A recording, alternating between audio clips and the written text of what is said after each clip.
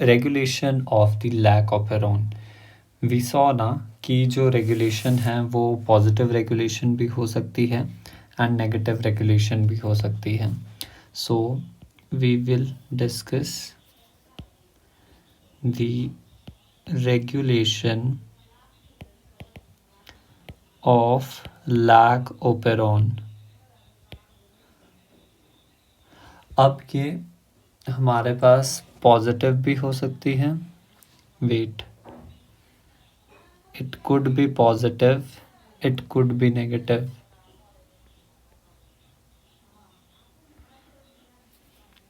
तो यहाँ पे लिख लेते हैं दैट पॉजिटिव रेगुलेशन of lac operon and negative regulation of lac operon। Positive regulation का क्या मतलब है? As I told you, positive regulation का मतलब है कि लैक ओपेरॉन जो है वो स्विच ऑन रहेगा। नेगेटिव रेगुलेशन का सिंपली मतलब है कि जो आपके पास लैक ओपेरॉन है वो स्विच ऑफ रहेगा। अब ये किस किस से करवाई जा सकती है, मतलब हमें ये पढ़ना है। सबसे पहले तो लिख लेते हैं regulation in which lac operon is working। और ये हमारे पास रेगुलेशन हो जाएगी in which lac operon is not working, right. अब पॉजिटिव रेगुलेशन जो है it is done by first done bye CRP CMP complex, ये भी समझ आएगा। डन bye CRP CMP complex binding to the promoter and secondly done by lactose availability। इतना तो पता है कि लैक्टोज अवेलेबिलिटी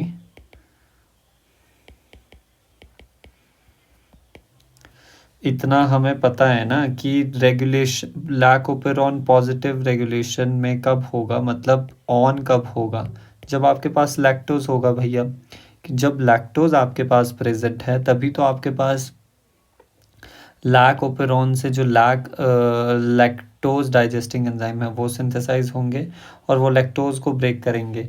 और तीसरा ये होगा, हमने पता है लैक्टोज जो जब प्रेजेंट होगा तब हमारे पास रिप्रेसर जो है उसका डीएक्टिवेशन भी होगा। तो डायरेक्टली लिखते हैं डीएक्टिवेशन ऑफ रिप्रेसर।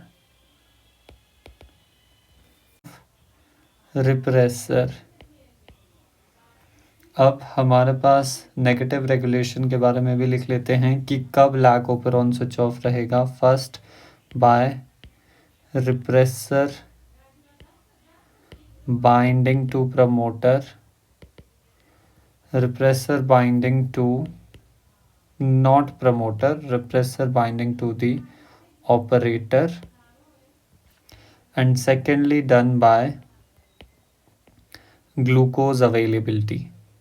अब इन सभी पॉइंट्स को हम वन बाय वन डिस्कस करेंगे that how they will influence the regulation of the lac operon। So positive and negative regulation को डिस्कस करने से पहले we should know about the lactose, what actually lactose means.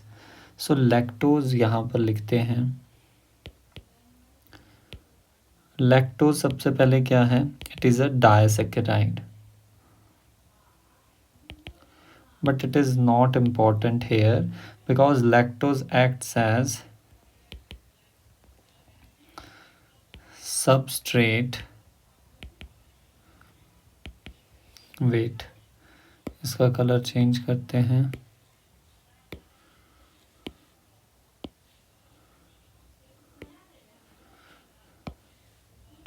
acts as substrate which initiates the, क्या initiate करता है, initiate दी lac operon, या फिर हम कह सकते हैं स्विच ऑन दी लैकोपेरॉन। अब लैक्टोज जो है वो किसकी तरह है, एक्ट्स एज इंड्यूसर, इंड्यूसर की तरह है, बट एक्चुअली लैक्टोज भी नहीं है हमारे पास, एलो लैक्टोज जो है वो इंड्यूसर की तरह काम करेगा। अब लैक्टोज एक्चुअली क्या होता है, लैक्टोज बाइंड्स विद रिप्रेसर, वो रिप्रेसर के साथ बाइंड करेगा जो कि अभी एक्टिवेटेड फॉर्म में है, वो रिप्रेसर एक्टिवेटेड फॉर्म में है, और लैक्टोज रिप्रेसर कॉम्प्लेक्स हमारे पास फॉर्म होगा, लैक्टोज रिप्रेसर कॉम्प्लेक्स हमारे पास यहाँ पे फॉर्म हुआ, राइट। अब जो ये लैक्टोज रिप्रेसर कॉम्प्लेक्स है ये क्या करता है, अनेबल करता है कि आपके पास रिप्रेसर जो है रिप्रेसर जो है वो आपके पास इनएक्टिवेट हो गया, इनएक्टिवेट एंड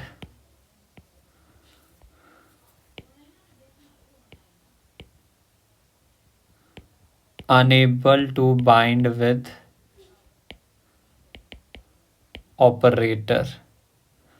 अब रिप्रेसर जो है वो ऑपरेटर के साथ बाइंड नहीं करेगा तो फिर क्या होगा, आपके पास ट्रांसक्रिप्शन ऑफ स्ट्रक्चरल जीन होगा, structural genes occurs and due to which आपके पास लैकोपेरॉन जो है वो क्या हो जाएगा, स्विच ऑन हो जाएगा, स्विच ऑन हो जाएगा। तो हमने क्या देखा सिंपली कि जो लैक्टोज है ना, wait, lactose it acts as inducer, and lactose में भी हमारे पास जो एलो लैक्टोज है मोर स्पेसिफिकली वो इंड्यूसर की तरह काम करेगा। अब इंड्यूसर हम ऑलरेडी पढ़ चुके हैं कि इंड्यूसर की बाइंडिंग साइट क्या होती है, दैट इज़ द रिप्रेसर, वो रिप्रेसर के साथ बाइंड करता है, और जब इंड्यूसर रिप्रेसर कॉम्प्लेक्स बनता है तो वो जो एक्टिवेटेड रिप्रेसर है उसे डीएक्टिवेट कर देता है, and that inducer repressor complex can't bind and block the operator, वो ऑपरेटर के साथ बाइंड नहीं कर सकता, ड्यू टू विच ऑपरेटर हमारे पास फंक्शनल हो जाता है और हमारे पास ओपेरॉन जो है वो वर्क करता है, ओपेरॉन स्विच ऑन मोड पे चला जाता है, राइट। सो लैक्टोज के बारे में हम सब कुछ डिस्कस कर चुके हैं। अब यहाँ पर देख लेते हैं, ये हम देख सकते हैं this is the molecule of lactose, it is actually a disaccharide, disaccharide है तो ये कंटेन करेगा हमारे पास दो monosaccharide unit, one is glucose and the other is galactose. The enzyme beta galactosidase, उसके दो फंक्शंस होते हैं। फर्स्ट ऑफ ऑल हमारे पास फॉर्मेशन करता है लैक इंड्यूसर का, जो कि एक्चुअली क्या है, एलोलैक्टोज। लैक इंड्यूसर किसे कहते हैं, एलोलैक्टोज को। और बीटा गैलेक्टोसाइडेज जो एंजाइम है वो कैटाबॉलिज्म ऑफ लैक्टोज भी करता है, यानी जो लैक्टोज है उसे ब्रेक करेगा into the glucose and the galactose. So beta galactosidase के दो फंक्शन हैं, first is the formation of lac inducer and the second is the catabolism of the lactose. अब नेक्स्ट हमारे पास यहाँ पर डायग्रामेटिकली अब हमें चीज़ों को समझना है। अब हम देखेंगे पॉजिटिव रेगुलेशन को, राइट। सो ये मैंने पीछे से ही स्लाइड से कॉपी कर लिया। तो पॉजिटिव रेगुलेशन में हमने देखा है दैट कि लैकोपेरॉन काम करेगा। अब सबसे पहले सीआरपी सीएमपी कॉम्प्लेक्स को समझते हैं। देखिए जो आपके पास सीएमपी है,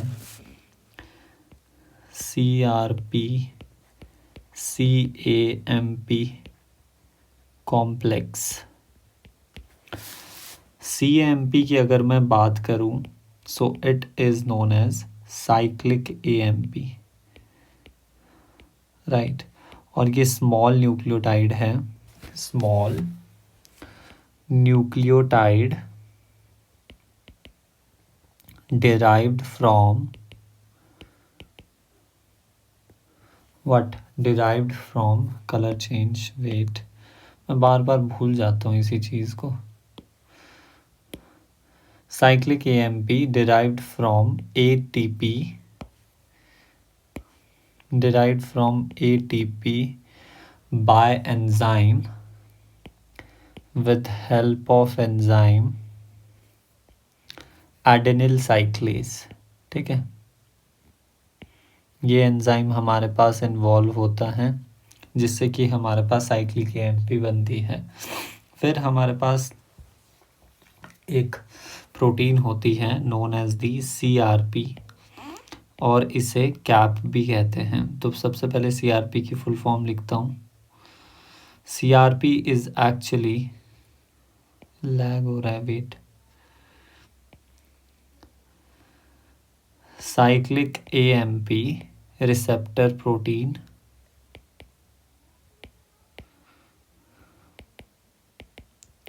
या फिर हम इसे कैप भी कहते हैं, that is catabolite activator protein. क्या बोला? Catabolite activator protein. अब नॉर्मली ये हमारे पास कैसे रहती है? नॉर्मली इनएक्टिव फॉर्म में रहती है। क्यों? इसका रीज़न दे देते हैं। बिकॉज नॉर्मली आपके पास लैकोपेरॉन जो है वो कैसे रहता है? स्विच ऑफ मोड पे रहता है। Normally lac operon switch off mode पे रहता है, और ये CRP जो प्रोटीन है, that is catabolite activator protein, ये हमारे पास नॉर्मली इनएक्टिव रहता है। But when binds with, but when CRP binds with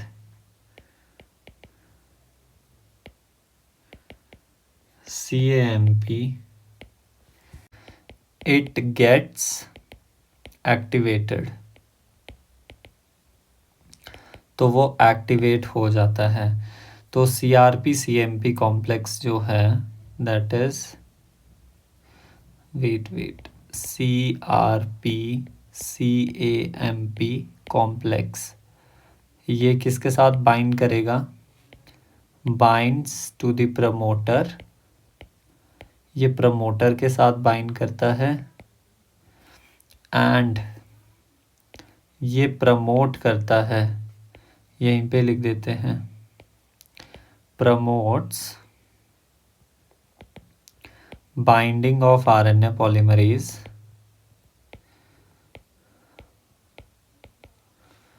to promoter, and thus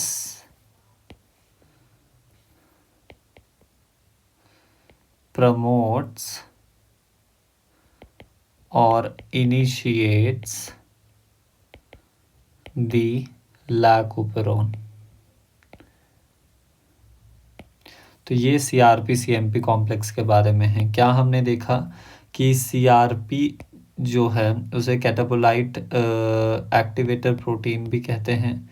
क्या कहते हैं हम? कैटाबोलाइट एक्टिवेटर प्रोटीन, या फिर साइक्लिक AMP रिसेप्टर प्रोटीन भी कहते हैं।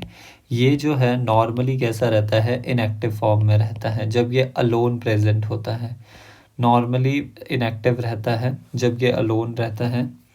ये चीज़ भी यहाँ पे थोड़ा मेंशन कर लेते हैं। When present alone, बट जैसे ही आपके पास साइक्लिक एएमपी सीआरपी के साथ जुड़ता है तो सीआरपी एक्टिवेट हो जाता है और ये कॉम्प्लेक्स किसके साथ बाइंड करेगा, this complex binds to the promoter and ये क्या करेगा, प्रमोट करेगा कि आरएनए पॉलीमरेज जो है वो प्रमोटर के साथ बाइंड कर सके, एक्सक्यूज मी। अब दूसरा हमारे पास जो पॉइंट था दैट इज लैक्टोज की अवेलेबिलिटी हमारे पास प्रमोट करवाएगी क्या, लैकोपेरॉन को। दूसरे पॉइंट को आगे इधर नेक्स्ट स्लाइड पे लिखते हैं, दैट इज लैक्टोज की अवेलेबिलिटी हमारे पास, लैक्टोज अवेलेबिलिटी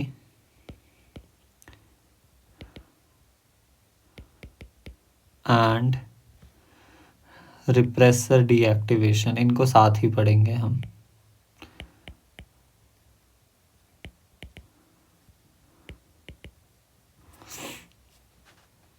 तो जब आपके पास लैक्टोज अवेलेबल होगा, लैक्टोज कन्वर्ट होगा सबसे पहले इनटू दी एलोलैक्टोज,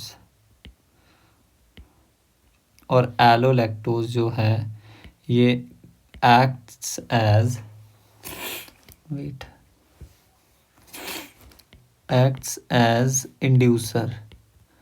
इंड्यूसर की तरह ये काम करेगा। लैक्टोज एलोलैक्टोज में कन्वर्ट हुआ with the enzyme beta galactosidase. अब एलोलैक्टोज इंड्यूसर की तरह काम करेगा और इंड्यूसर का हमें पता है ये किसके साथ बाइंड करता है, बाइंड्स टू रिप्रेसर। अब repressor that is formed by the lac I gene, वो तो कॉन्टिन्यूसली कॉन्स्टिट्यूटिवली फॉर्म हो रहा है, binds to repressor makes the repressor inactive, makes the repressor inactive, वो रिप्रेसर को इनएक्टिव बना देता है, जिसकी वजह से क्या होगा, लैकोपेरॉन जो है उसका स्विच ऑन मोड पे वो शिफ्ट हो जाएगा, लैकोपेरॉन स्विच ऑन हो जाएगा और लैक जेड वाई ए से हमारे पास इन जीन्स से हमारे पास क्या बनेंगे, एंजाइम्स बनेंगे, कौन से, lactose digesting enzyme, lactose digesting enzymes हमारे पास सिंथेसाइज हो जाएंगे। तो आई होप आपको पॉजिटिव रेगुलेशन समझ आया होगा। पॉजिटिव रेगुलेशन ऑफ लैकोपेरॉन का मतलब क्या है कि आपके पास लैकोपेरॉन ऑन होना चाहिए। कैसे ऑन होगा, दो कंडीशन है, first of all CRP CMP complex बने, सीआरपी सीएमपी कॉम्प्लेक्स जब आपके पास बनेगा वो प्रमोटर के साथ बाइंड करेगा and this will promote the RNA polymerase to binds with the promoter and transcribing the lac genes. And second is the lactose availability, lactose जब available होगा तो उससे हमारे पास एलोलैक्टोज बनेगा that is the inducer of the lac operon and this allolactose bind as this allolactose acts as the inducer and we know the inducer bind with the repressor, inducer repressor complex जब बनता है तो वो इस activated repressor को जो operator के साथ बाइंड हुआ रहता था वो अब बाइंड नहीं होगा ऑपरेटर के साथ और उसकी वजह से ट्रांसक्रिप्शन होगा लैक जेड वाई ए जीन्स का और फिर हमारे पास लैक्टोज डाइजेस्टिंग एंजाइम जो है वो सिंथेसाइज हो जाएंगे। दिस मीन्स लैकोपेरॉन जो है वो हमारे पास ऑन हो गया। अब हम पढ़ेंगे negative regulation, but before that ये स्लाइड्स को डिस्कस कर लेते हैं दैट ये क्या है, this is the ATP, ATP से बना CAAMP with the help of enzyme adenyl cyclase. तो यहाँ पर एटीपी और AMP में क्या डिफरेंस है, फर्स्ट ऑफ ऑल ये ट्राईफॉस्फेट है और ये मोनोफॉस्फेट है। एज वी कैन सी यहाँ पर एक फॉस्फेट ग्रुप है और यहाँ पर 3 phosphate alpha beta and gamma 3 phosphate group present है। ऑल्सो यहाँ पर ये साइक्लिक AMP क्यों बोल रहे हैं इसको, बिकॉज जो ये फॉस्फेट का O है वो बॉन्ड कर चुका है विद दी 5 प्राइम कार्बन, उसके साथ तो बॉन्डिंग होती ही है। देखो 5 प्राइम जो कार्बन है उसके साथ बॉन्डिंग तो होती ही है फॉस्फेट के OH की, बट जो आपके पास फॉस्फेट का ये वाला OB जो फ्री था ना, उसने 3 प्राइम OH के साथ बॉन्डिंग कर ली। यहाँ पे हम देख सकते हैं 3 प्राइम का जो OH था उसके साथ फॉस्फेट के OH ने बॉन्डिंग कर ली, दैट्स वाई ये हमारे पास साइक्लिक AMP बन गया।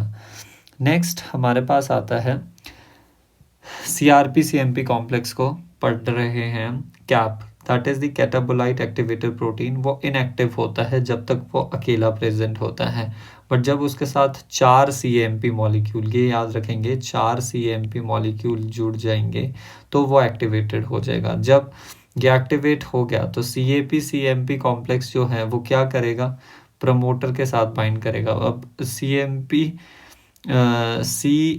CMP कॉम्प्लेक्स जो है वो प्रमोटर के साथ उसकी साइट होती है, वहाँ पर जाके जुड़ेगा और वो प्रमोट क्या करवाएगा, RNA पॉलीमरेज की बाइंडिंग टू दी प्रमोटर, और उसकी वजह से यहाँ पर क्या हो जाएगा, mRNA जो है वो ट्रांसक्राइब हो जाएगा।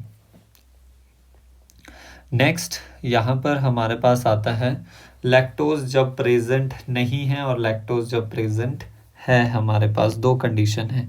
जब लैक्टोज प्रेजेंट नहीं है यानी इंड्यूसर नहीं है, ये मान लो, यानी एलोलैक्टोज भी नहीं फॉर्म होगा, एलोलैक्टोज भी फॉर्म नहीं होगा। अब जब एलोलैक्टोज ही नहीं है तो वो रिप्रेसर के साथ बाइंड नहीं करेगा और एलोलैक्टोज रिप्रेसर कॉम्प्लेक्स नहीं बनेगा, यानी इंड्यूसर रिप्रेसर कॉम्प्लेक्स नहीं बनेगा, यानी रिप्रेसर रिमेन्स एक्टिव और वो किसके साथ बाइंड करके रहेगा, ऑपरेटर के साथ। तो हम यहाँ पे देख सकते हैं रिप्रेसर ऑपरेटर के साथ एक्सक्यूज मी बाइंड हुआ है, एंड वो हमारे पास इन 3 स्ट्रक्चरल जीन्स की ट्रांसक्रिप्शन को प्रिवेंट कर रहा है।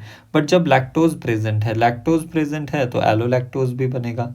अब एलोलैक्टोज हमारे पास इंड्यूसर है, इंड्यूसर रिप्रेसर कॉम्प्लेक्स जैसे ही हमारे पास फॉर्म हुआ तो क्या हो जाएगा, आपके पास ये रिप्रेसर को डीएक्टिवेट कर देगा। रिप्रेसर डीएक्टिवेट हो गया तो वो ऑपरेटर के साथ बाइंड नहीं करेगा और ऑपरेटर फ्री हो जाएगा एंड RNA पॉलीमरेज मूव करके इन तीनों जीन्स की ट्रांसक्रिप्शन कर देगा एंड आपके पास लैक ओपेरॉन ऑन हो जाएगा। नेगेटिव रेगुलेशन देखते हैं, उसी को पेस्ट कर लेते हैं।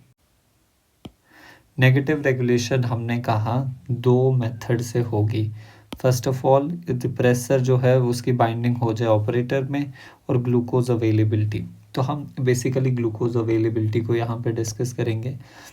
अगर रिप्रेसर बाइंड हो रहा है ऑपरेटर के साथ तो क्या होगा, if repressor is binding to the operator then transcription of structural genes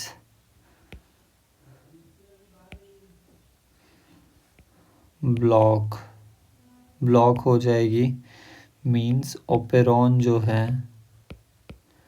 वो स्विच ऑफ रहेगा। बट ग्लूकोज अवेलेबिलिटी से क्या होगा, जब आपके पास ग्लूकोज प्रेजेंट है, glucose availability causes negative regulation of lac operon। Simply कहने का ये मतलब है कि ग्लूकोज की प्रेजेंस की वजह से लैक ओपेरॉन काम नहीं कर पाता। सबसे पहले एक सिंपल मैं आपको बात बताऊं, ग्लूकोज अवेलेबिलिटी कहाँ पे बोल रहे हैं, within the cell।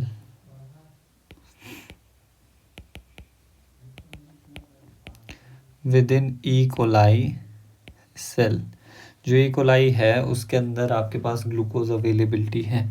अब मान लेते हैं ये E. coli है, इसके पास ग्लूकोज है। अगर भैया इसके पास ग्लूकोज है ना तो वो क्यों लैक्टोज को तोड़ेगा, लैक्टोज से तोड़ के भी हमारे पास क्या मिलना है, लैक्टोज जब डाइजेस्ट होता है गैलेक्टोज मिलता है एंड ग्लूकोज मिलता है।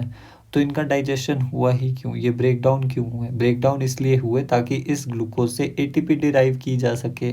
बट ऑलरेडी अगर ग्लूकोज प्रेजेंट है तो लैक्टोज को डाइजेस्ट क्यों किया जाएगा, क्यों फालतू में एटीपी को एक्सपेंस किया जाएगा सो दैट आपके पास लैक्टेज एंजाइम बने, वो भी हम नहीं चाहते। अगर ग्लूकोज है तो डायरेक्टली ग्लूकोज से एटीपी बना लो ना, तो दैट्स वाई हमारे पास ग्लूकोज अवेलेबिलिटी के वजह से हमारे पास नेगेटिव रेगुलेशन होता है लैकोपेरॉन का। ये सिंपल शब्दों में समझाया, बट टेक्निकली होता क्या है वो देखते हैं।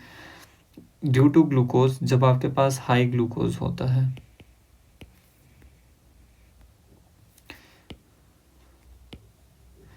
High glucose in cell,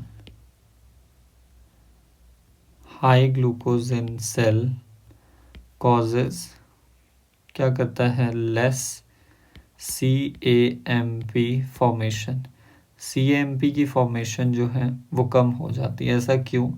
because अगर ग्लूकोज ज़्यादा है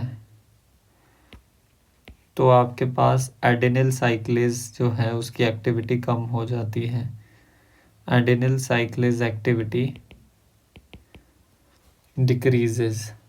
अब अगर एडेनिल साइक्लेज आपके पास कम हो गया तो CAMP कम बनेगा, CAMP कम बनेगा, CAMP की फॉर्मेशन कम हो जाएगी। अगर ऐसा हुआ तो CAP कॉम्प्लेक्स नॉट फॉर्म, ये फॉर्म नहीं होगा तो आपके पास RNA पॉलीमरेज जो है do not binds with promoter, वो प्रमोटर के साथ बाइंड नहीं करेंगे। और अगर ऐसा हुआ प्रमोटर के साथ बाइंड नहीं किया तो आपके पास ओपेरॉन जो है, ओपेरॉन वो स्विच ऑफ ही रहेगा, वो वर्क नहीं करेगा। Even if lactose is present, चाहे फिर आपके पास lactose is present in the medium, अगर आपके पास मीडियम में लैक्टोज प्रेजेंट है भी, स्टिल आपके पास अगर CRP CMP कॉम्प्लेक्स नहीं बन रहा तो आपके पास क्या होगा, लैकोपेरॉन जो है वो काम नहीं करेगा। तो एक और टर्म आती है that is glucose repression, glucose repression. Glucose repression का क्या मतलब है, if glucose is available, if glucose is already present within the cell,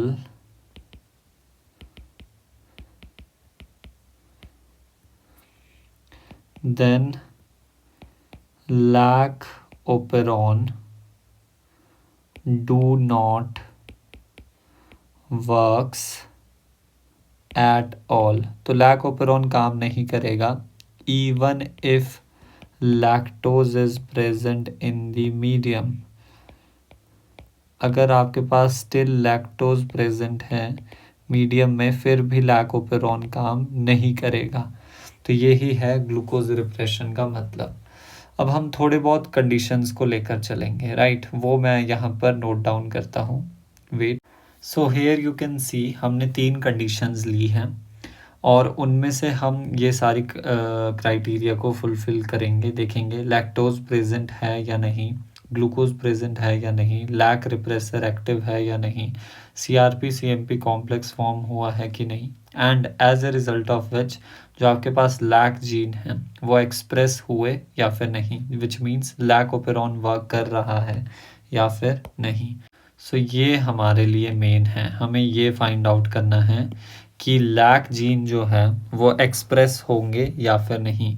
so first condition that lactose present नहीं है, ना ही लैक्टोज प्रेजेंट है ना ही ग्लूकोज प्रेजेंट है, तो लैक रिप्रेसर जो है वो एक्टिव रहेगा कि नहीं, एक्टिव रहेगा, यस रहेगा, बिकॉज हमारे पास लैक्टोज अवेलेबल नहीं है, एलोलैक्टोज फॉर्म नहीं होगा। CRP CMP कॉम्प्लेक्स जो है वो फॉर्म होगा या फिर नहीं, अगर ग्लूकोज प्रेजेंट नहीं है तो फॉर्म हमारे पास होगा। बट अगर ये फॉर्म हो भी रहा है तो आपके पास लैक रिप्रेसर ने तो स्टिल ऑपरेटर को ब्लॉक करके रखा है। ऑपरेटर अगर ब्लॉक है तो आपके पास लैक ZYA जीन्स का एक्सप्रेशन नहीं होगा। तो हम यहाँ पे लिख सकते हैं नो एक्सप्रेशन, ये ब्लू से ही लिखते हैं, नो एक्सप्रेशन। नेक्स्ट कंडीशन है हमारे पास कि जो लैक्टोज है वो प्रेजेंट है, ग्लूकोज है वो भी प्रेजेंट है। अब जब आपके पास ग्लूकोज प्रेजेंट है, लैक्टोज प्रेजेंट है, तो उससे लैक रिप्रेसर एक्टिव रहेगा कि नहीं? नहीं रहेगा, नो। क्यों? बिकॉज लैक्टोज, ऐसा क्यों हुआ? एलोलैक्टोज जो है वो रिप्रेसर के साथ बाइंड करेगा, रिप्रेसर कॉम्प्लेक्स फॉर्म हुआ,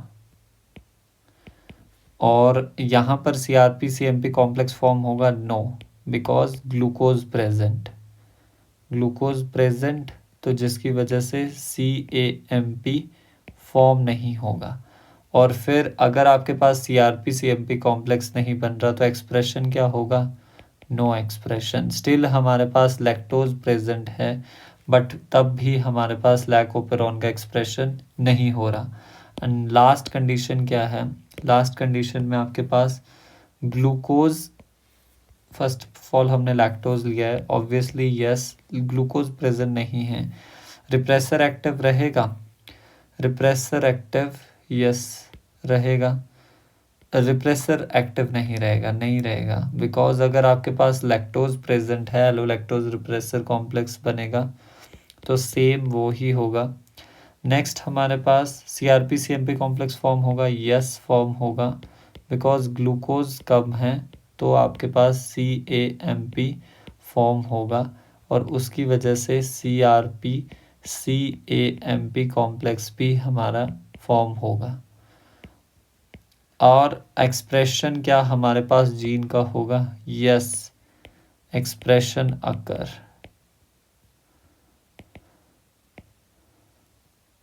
एक्सप्रेशन हमारे पास देखने को मिलेगा। तो ये हमारे पास 3 कंडीशंस थी जो कि हमने देख ली। अब यहाँ पे डायग्रामेटिकली हम कुछ चीज़ों को समझेंगे कि लैक्टोज जब आपके पास प्रेजेंट है, क्या बोला है? लैक्टोज प्रेजेंट है एंड ग्लूकोज की कमी है। देखो, लैक्टोज जब प्रेजेंट है ना, इसका सिंपली मतलब है कि ऑपरेटर फ्री है हमारा, बट ग्लूकोज भी स्केयर है। ग्लूकोज स्केयर है, इसका मतलब है CAMP फॉर्म हो रही है, which means CRP CAMP complex भी फॉर्म हो रहा है। तो ये जब आपके पास फॉर्म हो रहा है तो ये RNA पॉलीमरेज को बाइंड होने में हेल्प करेगा, जिसकी वजह से ऑल इन ऑल आपके पास ऑपरेटर जो है, ऑपरेटर नहीं, ऑपेरॉन जो है वो आपके पास काम करेगा, तो अबंडेंट लैक mRNA सिंथेसाइज होगा। नेक्स्ट कंडीशन हमारे पास ये है कि लैक्टोज प्रेजेंट है। अब लैक्टोज प्रेजेंट है तो आपके पास एलोलैक्टोज बनेगा, एलोलैक्टोज बनेगा तो वो रिप्रेसर के साथ बाइंड करेगा और वो ऑपरेटर को फ्री करवाएगा। बट ग्लूकोज भी प्रेजेंट है यार, अगर ग्लूकोज हाई है तो CAMP जो है वो कम बनेगा, CRP CMP कॉम्प्लेक्स हमारे पास नहीं बन पाएगा, जिसकी वजह से ओपेरॉन जो है लैक mRNA सिंथेसाइज नहीं होगा और काफ़ी कम होगा, राइट। तो ये लो ग्लूकोज एंड हाई ग्लूकोज का केस हम ऑलरेडी डिस्कस कर चुके हैं। अगर लो ग्लूकोज है तो आपके पास लैक ओपेरॉन ऑन रहेगा, बिकॉज CAMP उस टाइम फॉर्म हो रहा है। एंड जब हाई ग्लूकोज है तब चाहे अगर आपके पास लैक्टोज भी प्रेजेंट है तब भी आपके पास CAMP कॉम्प्लेक्स नहीं बन रहा और आपके पास लैकोपेरॉन का एक्सप्रेशन नहीं हो पाएगा। लो ट्रांसक्रिप्शन हम देख सकते हैं हाई ग्लूकोज के केस में and high transcription at low glucose level. For more such videos and concepts do like, share and subscribe.